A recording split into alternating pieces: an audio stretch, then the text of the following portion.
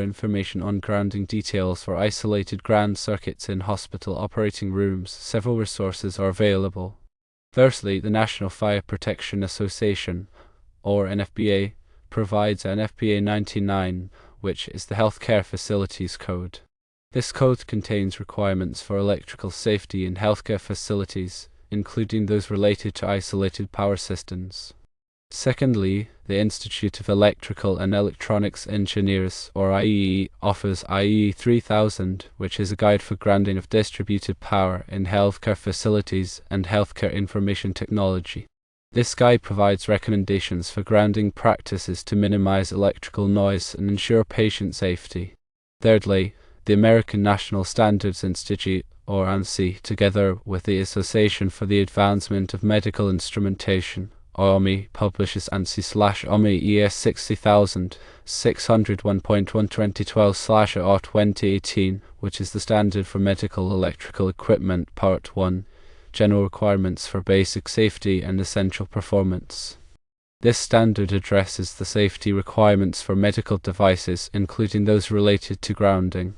Fourthly, the International Electrotechnical Commission, or IEEE, publishes IEC 60000 601-12012, which is also titled Medical Electrical Equipment, Part 1, General Requirements for Basic Safety and Essential Performance. This is an international standard that provides requirements for the safety and essential performance of medical electrical equipment. Other resources can be helpful. The Centers for Medicare and Medicaid Services, or CMS, provides information on hospital electrical safety, including guidance on isolated power systems. The Joint Commission also offers resources on electrical safety in healthcare facilities. When consulting these resources, it is important to use the most up-to-date versions. Requirements can change over time. Isolated power systems, also known as isolated ground systems, are used in hospital operating rooms and other critical care areas to protect patients from electrical shock. These systems use an isolation transformer to create an ungrounded electrical supply.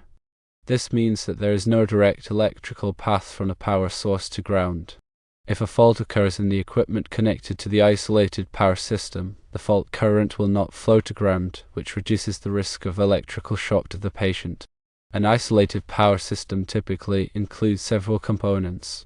Firstly, the isolation transformer is a key component that provides electrical isolation between the power source and the operating room equipment.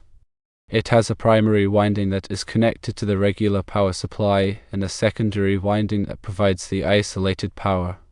Secondly, the line isolation monitor, or LIM, is a device that continuously monitors the impedance from each line of the isolated power system to ground. If the impedance falls below a certain level, it indicates that a fault has occurred and an alarm is triggered. Thirdly, the ground fault circuit interrupter, or GFCI, may be used in conjunction with the isolated power system. It detects ground faults and quickly interrupts the power supply to prevent electrical shock. The isolated ground receptacles are used to connect equipment to the isolated power system. These receptacles have a separate grounding conductor that is isolated from the normal building ground. The grounding conductor is connected to a reference ground point, which helps to minimize electrical noise. Proper grounding is essential for the safe and effective operation of isolated power systems. The grounding system should be designed and installed in accordance with the applicable standards and regulations. The grounding conductors should be sized appropriately and connected to a low impedance ground reference point. Regular testing and maintenance of the isolated power system are also important to ensure that it is functioning properly. The line isolation monitor should be tested regularly to verify that it is detecting ground faults. The grounding connection should be inspected to ensure that they are tight and corrosion-free. Additionally, healthcare facilities must adhere to specific regulations and standards to ensure electrical safety in patient care areas. Firstly, NFPA 70, the National Electrical Code, or NEC, provides requirements for the installation of electrical systems in healthcare facilities. Article 517 covers healthcare facilities and includes specific requirements for isolated power systems. Secondly, NFPA 99, the Healthcare Facilities Code, provides requirements for the construction equipment and operation of healthcare facilities. Chapter 6 covers electrical systems and includes specific requirements for isolated power systems. Thirdly, the Joint Commission is an independent organization that accredits healthcare organizations. The Joint Commission standards include requirements for electrical safety. Hospitals and other healthcare facilities undergo regular inspections to ensure compliance with these regulations and standards. Inspectors will check the isolated power systems to ensure that they are properly installed, maintained, and tested. They will also review the facility's electrical safety program to ensure that it is adequate. Proper design, installation, and maintenance of isolated power systems are crucial for patient safety. Electrical shock can cause serious injury or death, especially to patients who are already vulnerable. Isolated power systems help to reduce the risk of electrical shock by preventing fault currents from flowing to ground. In addition to protecting patients from electrical shock, isolated power systems also help to minimize electrical noise. Electrical noise can interfere with the operation of sensitive medical equipment, such as patient monitors and infusion pumps. Isolated power systems provide a clean and stable power supply that reduces the risk of electrical noise interference. Healthcare facilities should implement a comprehensive electrical safety program to ensure the safety of patients, staff, and visitors. The program should include regular training on electrical safety procedures, proper use of electrical equipment, and reporting of electrical hazards. The program should also include regular inspections and maintenance of electrical systems to identify and correct potential problems. Healthcare facilities must comply with all applicable regulations and standards for electrical safety. This includes following the requirements of the NEC, NFPA 99, and the Joint Commission. Compliance with these regulations and standards helps to ensure that the facility is providing a safe environment for patients and staff. Isolated power systems are an important part of electrical safety in hospital operating rooms and other critical care areas.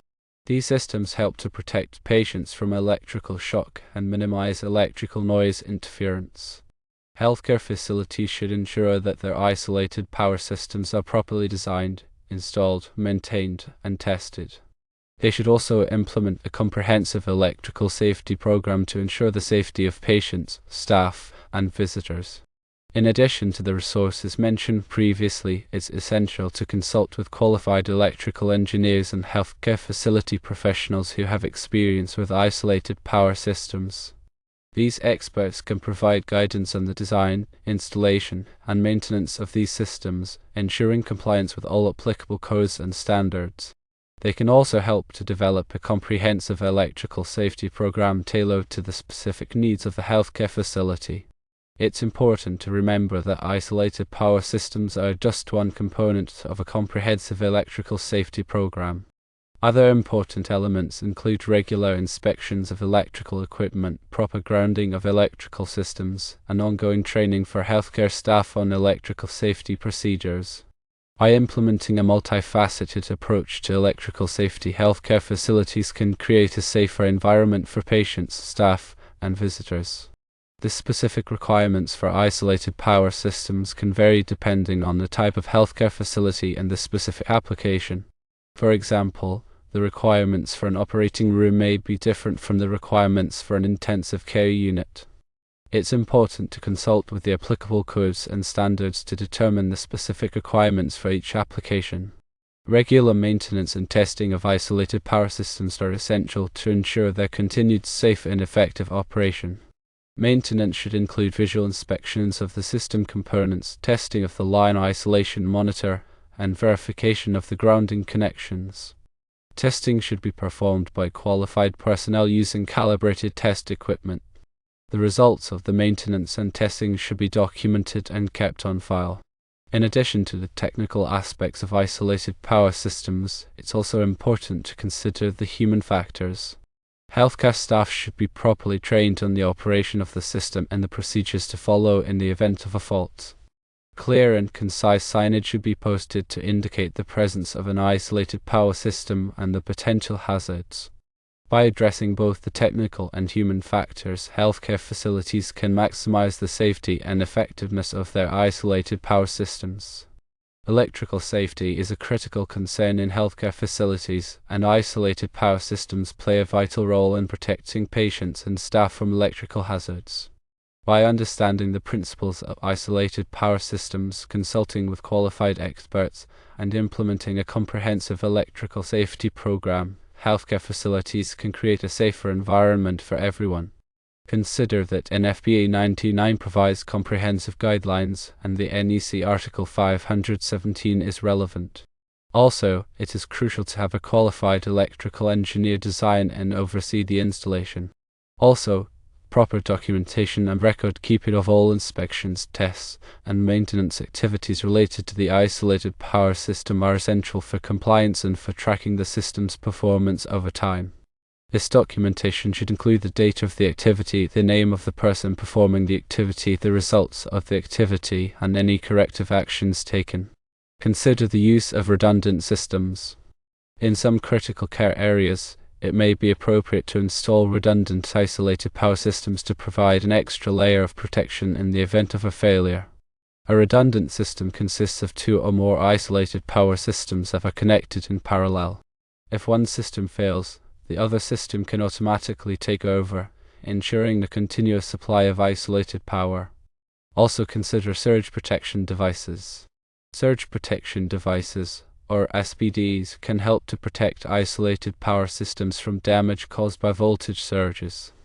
SPD should be installed at the service entrance and at all distribution panels that supply power to the isolated power system. In addition to isolated power systems, other electrical safety measures should be implemented in healthcare facilities. These measures include the use of ground fault circuit interrupters, or GFCIs, in wet locations, the proper grounding of electrical equipment, and the regular inspection of electrical cords and plugs. Also, it is important to implement a lockout-tagout program to prevent accidental energization of electrical equipment during maintenance and repair activities. This program should include procedures for identifying and isolating electrical circuits, locking out the power source, and tagging the circuit to indicate that it is out of service. The program should also include training for employees on the proper lockout-tagout procedures. And finally, consider having regular safety audits. Conduct regular electrical safety audits to identify potential hazards and ensure compliance with applicable codes and standards. These audits should be performed by qualified personnel who have experience in electrical safety. The audit should include a review of the facility's electrical safety program, an inspection of the electrical systems, and interviews with employees.